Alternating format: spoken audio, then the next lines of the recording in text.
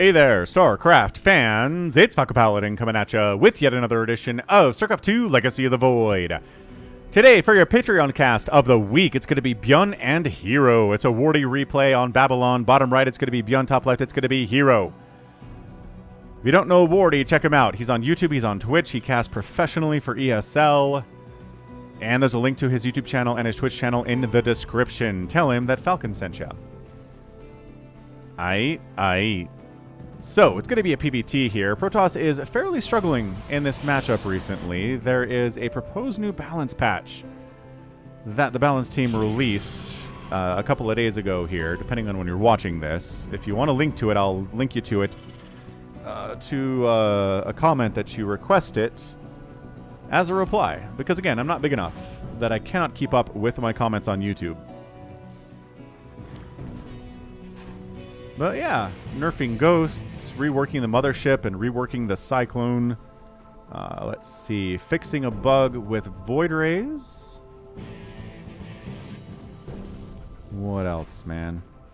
A lot of stuff. There's a ton of things in there that infestors got a little bit of a buff there. Ghosts, I already said, got nerfed. I mean, a lot of changes for sure. So, we'll see. We'll see if which ones of those go through and which ones are left by the wayside. Now, playing it safe here, pretty normal, right? Gate, Cybercore, Expand here from herO. On the other side, it's a Reaper popping out. A Reaper Expand, mind you. Who needs a Cyclone when you have a Reaper? This actually might be pretty good for herO. We can get Stalkers out before ByuN gets, you know, a bunch of Marines out, or some Marauders, or a Siege Tank, or a Cyclone, or something. The Stalkers can do a lot of work. So Reaper on the move. This Reaper's name is Chris. Simply Chris. Do you know a Chris in your life? Is a good person, a bad person, a friend of yours, an enemy? Who knows? There are millions of Chris's in the world, it feels like. I work with a Chris. He's an awesome dude. Worked with him for like, 11 years now. He's always been an upstanding, smart fellow. Pleasure to work with him. So this is not that Chris. It's a different Chris. A different Chris who sucks. And got put in a Reaper suit because he sucks. All right, so Adept out already to deal with the Reaper. No big surprise because of the timing of the Cybercore. On the follow, Stargate opening from herO. That is interesting to me. We don't see a lot of that. I mean, Terran has a lot of answers to air. I guess it could just be oracles, though, right? herO loves his oracles. It's just Widow Mines hiding behind refineries are really strong. Marines are really strong. Cyclones are really strong against oracles. It's not like Zerg where, yeah, you can deal with oracles. If you have static defense and queens, all you can really do is shove them away. Like an oracle and a Widow Mine can remove the oracle from the game. That's a counter. That is a true counter. Phoenix. All right, Phoenix and Adepts here from our guy herO. Interesting. Robo facility on the way. Probably just for obs because he is worried about Widow Mine. Cyclone just to deal with early aggression, perhaps from an Oracle, as I mentioned previously. Bunker 3 Marines at the top of the ramp to deal with an Adept if the Adept comes across the map, but the Adept is worrying about the Reaper coming on inside. Reaper still alive, no kills. Tough to get kills against an elite Protoss player, which herO definitely is. Okay, so Marines, Siege Tanks. No sign of Widow Mines here from ByuN, which is interesting. Who's going to blink and get a third base first, right? Or who's going to go for a straight-up 2-base, murder your opponent fast attack?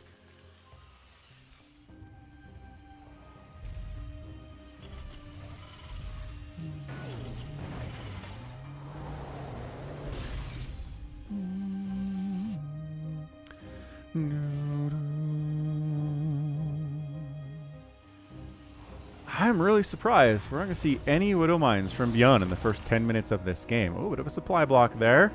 See, ByuN gets supply block. Don't feel terrible about it. Don't beat yourself up forever if you get supply blocked. But, you know, don't let it happen. But don't kill yourself over it, okay?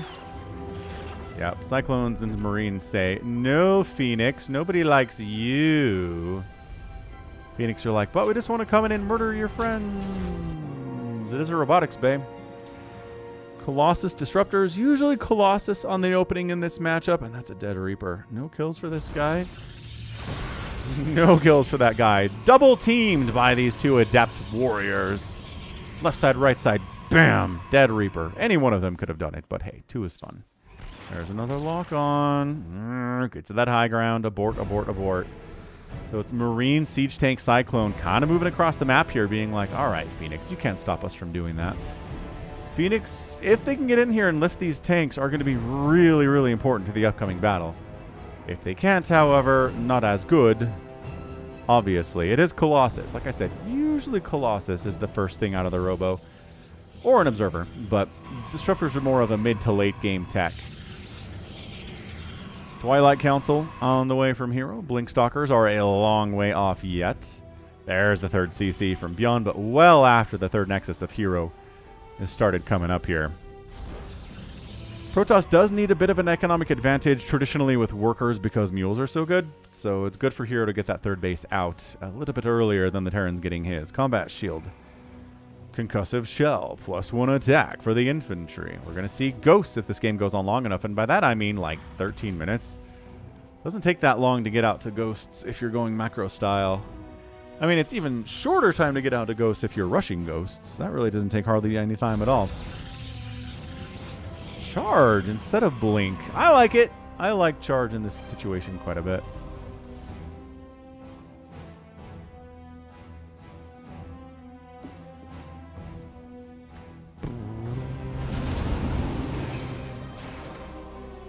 All right, ByuN moving out. Not a Widowmine drop, just a very traditional Marine Marauder drop. I mean, this is something we could have seen in Wings of Liberty. Back in the olden times, how many of you people... Oh, that's a great scout. How many of you people were watching StarCraft during the Wings of Liberty era? I bet a bunch of you were.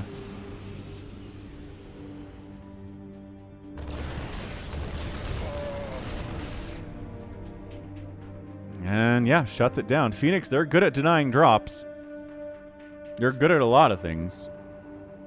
And that was a great, great move there from herO.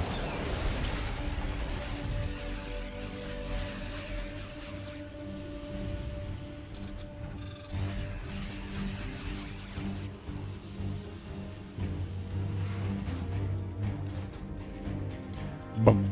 Ba-da-dum. Okay, so ByuN's got that third base. herO's got his third base. We are even Steven right now. Worker count 68 to 60, so a bit of an advantage for the Protoss. That's going to help him overcome old mule disadvantage. And yeah, it was a big advantage, and now it's back down to less. That's what I'm talking about here. So, ByuN, Marines, Marauders, Siege Tanks. On the other side, it's Colossus. The secret number is 3 as the third one walks down here. Colossus, Immortals, Adepts, Stalkers. All sorts of good stuff happening. Our Storm getting researched too. So I love a Protoss who researches Storm against Terran. Doesn't happen a lot. Sometimes it comes really late, but an 8-minute Storm research makes me feel pretty good about this. No, Storm's not going to like one-shot these Marauders, but it bruises everything up and makes the Charge Lots have a much easier time getting stuff done. Vikings in production to try to deal with the Colossus, and Ghosts are on the way at 8 minutes. So remember when I was like... it'll take some time before a Ghost starts showing up. No, it's the 8-minute mark, literally. Fourth base warping in from herO. Fourth base under construction from ByuN. Up to the right side is probably where this one is going to go. Forward pylon from herO. Slow warping of Zealots, maybe. Don't see why not. Warp prism of Zealots heading down the left side of the map. Going to squeeze along the bottom side, bypassing this sensor tower. Adept kills Marine, easy peasy, and Warp Prism on a mission here. ByuN kind of trying to poke across the map a couple times, but hasn't really been able to get it done. I'm not sure if they're feints or what. Dude, this 3 missile turret set up though. Well, Warp Prism's dead. No, it's alive. Oh, that's really amazing stuff. Taking down the engineering bay would be so cool. Upgrades are such a big deal for Terran. These Zealots just get obliterated. I don't know what they were trying to do. And engineering bay gets saved with the repair. Inside... What? Inside the force field? Did he get force fielded on the other side? That's incredible luck. If that happened, the SV didn't get force fielded outside, but inside instead, and is able to repair. I don't think if that happens, this engineering bay is still here. That's nuts. That is some super crazy stuff. Huh. Well, shield batteries and cannons up in case an attack comes up this way. I mean, look. 1-1, 2-2 Marines and Marauders with Stim are not going to care about your batteries and cannons all that much. So keep that in mind. 3 Zealots just getting donated to the cause here. herO needs to be careful with that. Like, Zealots are good at what they do, but if they just walk in and die instantly without taking anything Terran with them at all, that is just throwing money down the garbage disposal. Cyclone out here, patrolling the left side on his own, keeping Adepts out. Keeping Phoenix out to some extent, although if you're alone, one Phoenix can lift you and the other one can hurt you. Not, I mean, probably kill you, maybe. Air weapons upgrade and a fleet beacon just now warping in for herO. Are we going to see some carrier shenanigans out of the Protoss? I feel like I cast a carrier PVT a minute ago. Maybe like 3-4 months ago. And it was awesome. So I would love to see it again. Maybe just Tempests, though. Right? Tempest to pick off these Medivacs, Liberators from a distance. Kind of hard countered by these Vikings, however. So you gotta watch out for that. Yeah, once again, another Zealot attack. You walked through the sensor tower area, sir. That's not how we do Zealot run-bys. And it's a good way to prevent Zealot run-bys if you're ByuN. Like, a mid-rank level player would have a hard time recognizing the Zealot run-bys, even if they're on the minimap for 10 seconds before they arrive, because, well, minimap awareness is something that mid-rank players struggle with, and it is carriers. Oh, boy. So anyway, this is a Patreon cast. For those of you who support me at patreon.com/FalconPaladin for $1 a month, I love you guys so much. Again, if you're watching this later on, like in September 2023 or later, hit that like button, hit that subscribe. I'm here 6 times a week with StarCraft content. 6, 5, it varies, but it's up there. Yeah, little attempt at a forward gateway from herO gets shut down. It was outside of the sensor range, but ByuN found it anyway because he's a wizard. So, Liberators being added. I don't know if he'd be adding Liberators here if he knew there were 4 carriers in production. Just point that out. What has he scanned? Oh, he doesn't know about the fleet beacon. Depleted. He doesn't know about the fleet beacon. He doesn't know about the carriers. This is weird. I like it. I love a carrier play here. And great storm feedback. High Templar doesn't escape. Gets his basic attack off. It's like 4 damage. It's very sad. But all he can do. Advanced ballistics on the way. ByuN's maxed out. And if he knew carriers were coming, I think he would have more than 6 Vikings at the moment.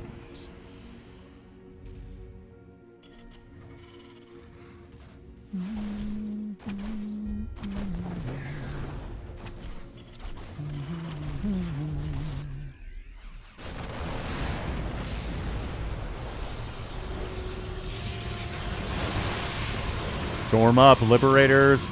Doing the Liberator things here. Like I said, these cannons cannot stand up to the scrutiny that is these Marines with +2 attack and stim. Storm is, though. Storm is enough to shove this away. That's a dead. Okay. Tempted to expand up here. I think that's a 6th base from herO. It's gone. Bottom left base warping in. A better chance of surviving than 0. And here are the carriers. So immediately Vikings get up. We're getting extended fuel tanks for the Medivacs for ByuN. That seems like an interesting choice to me. Yeah, Liberators against these carriers. I mean, maybe if they go anti-air, they can do something about the interceptors, but wow. What a play here. ByuN caught completely by surprise. He loses an orbital to this attack. The Vikings are going to take a carrier out. Nicely done, Vikings. Do you have attack upgrades yet? You have +1, and you're working on +2 because these carriers are a threat you need to deal with.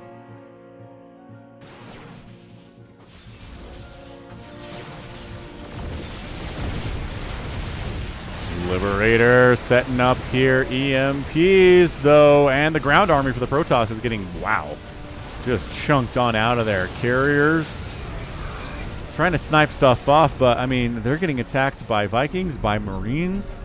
There are only 26 interceptors on the field right now. He's trying to replace them 4 at a time, which is all you can do with 4 carriers.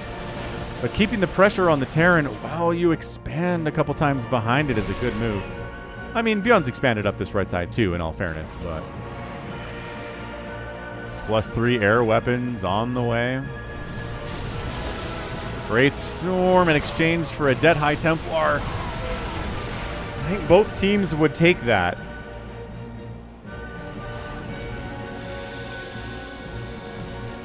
Archons. Extended... Wait. Is that extended thermal lance that we forgot until now?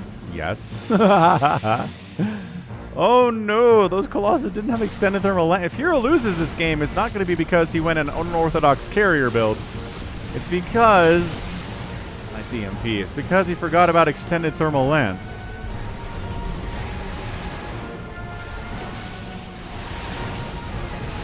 Oh, free Liberator, Great Storm, zoning the ground army out again.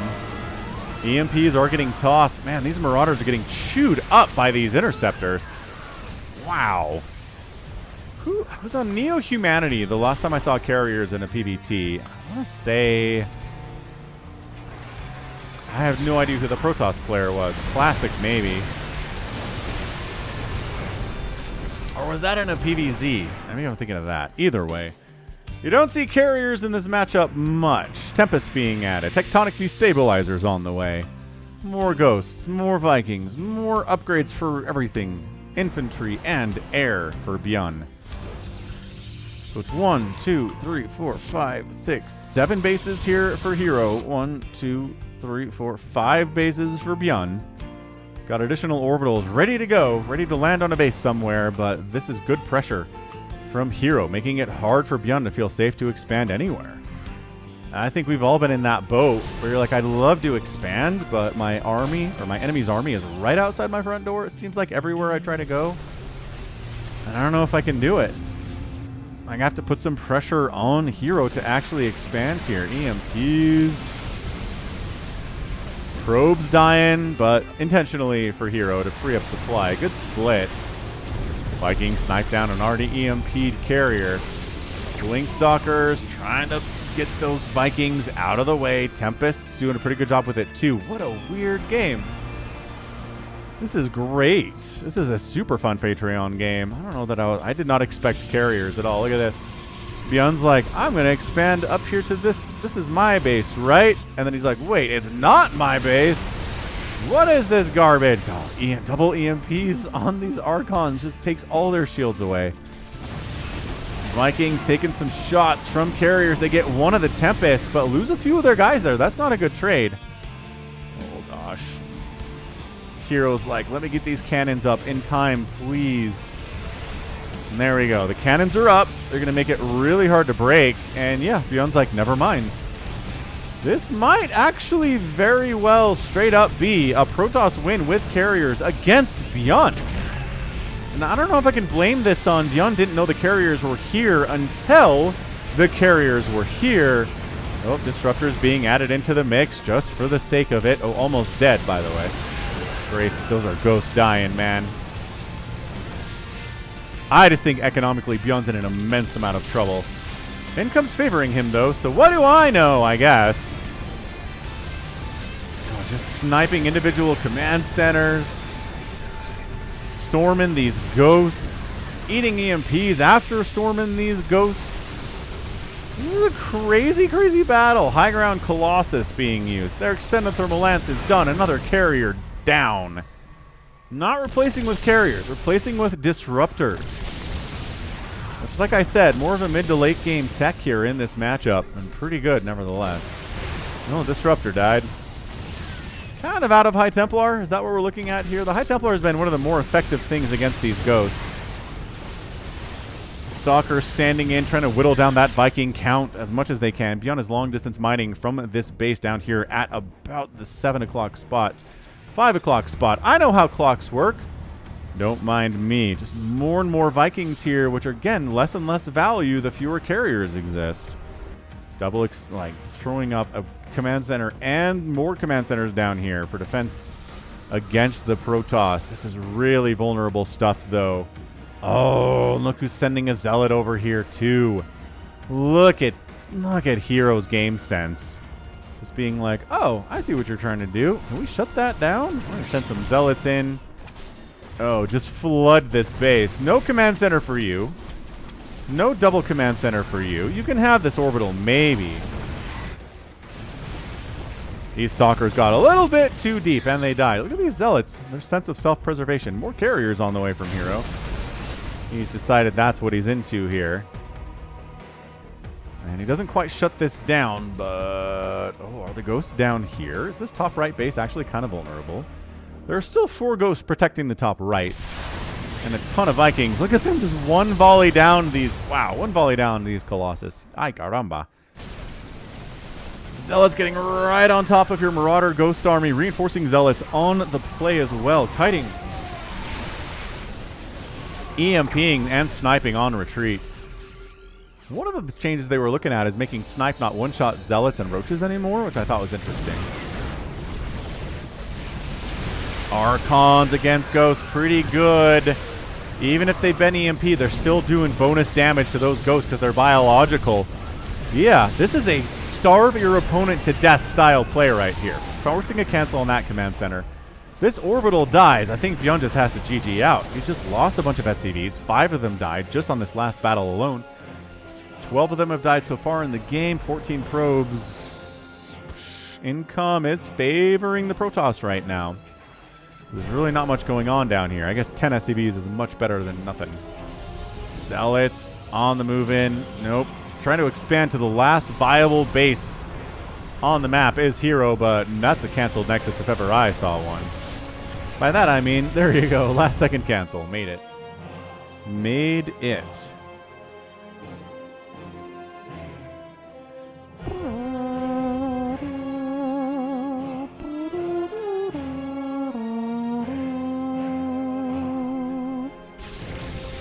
I feel like if this was any other Terran, maybe Maru. Maru would be able to win the game from this position. But I feel like anybody outside of those top 2, I think herO has this. I just think this bottom base is too hard to hold. Nice pickup to avoid getting Disruptor murdered there. That was good. Cloaked Ghost dealing with Zealots. No problem. Storm up. herO continuing to threaten this base. He knows if this base dies, ByuN taps out. This is win condition. Number 1A. Disruptor shots. Big hits for sure. Carriers getting wiped out, but doing terrible damage. Nevertheless, Army Value 105 to 69.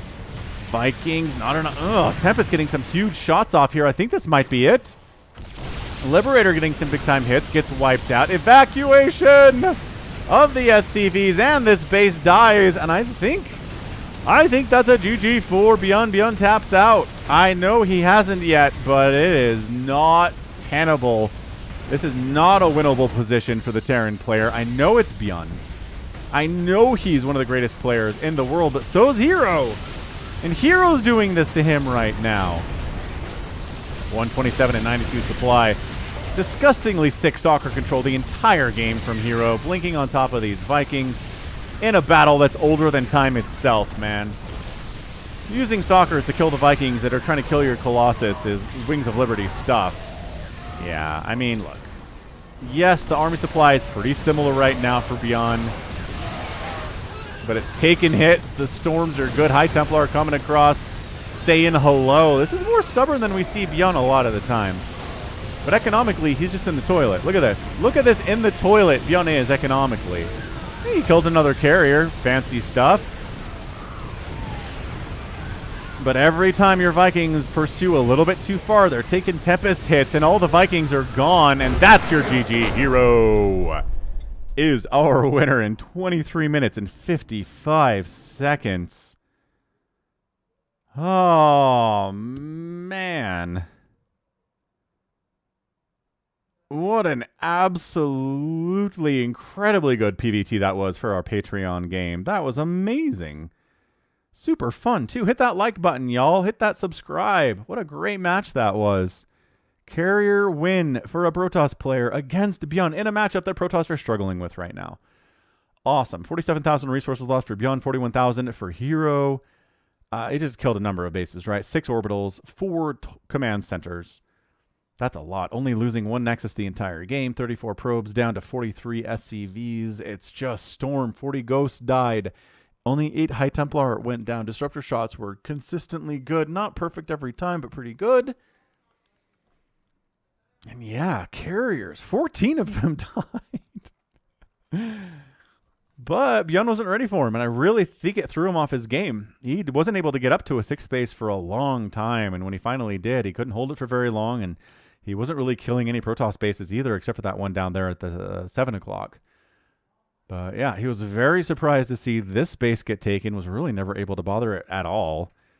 And then when he tried to take this one, he did for a while, but not for long enough, and just too much pressure from the Protoss everywhere. Too many good high ground spots on this map too, right? A carrier Colossus Disruptor army just kind of sitting high ground, especially over here, is going to be so hard to deal with as a Terran player. And ByuN's like, yeah, it is. You think? He's very sarcastic because he's mad about it, but I would be too. All right, neat. So next up, that's going to be it for me. This is Bandit Falcon Paladin coming at you with yet another edition of StarCraft 2 Legacy of the Void and a Patreon cast. Go ahead, hit that like button, hit that subscribe if you like what you saw and what you heard today.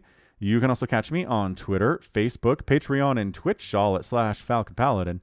And until next time, as always, thank you so much for watching, and you take care of yourself.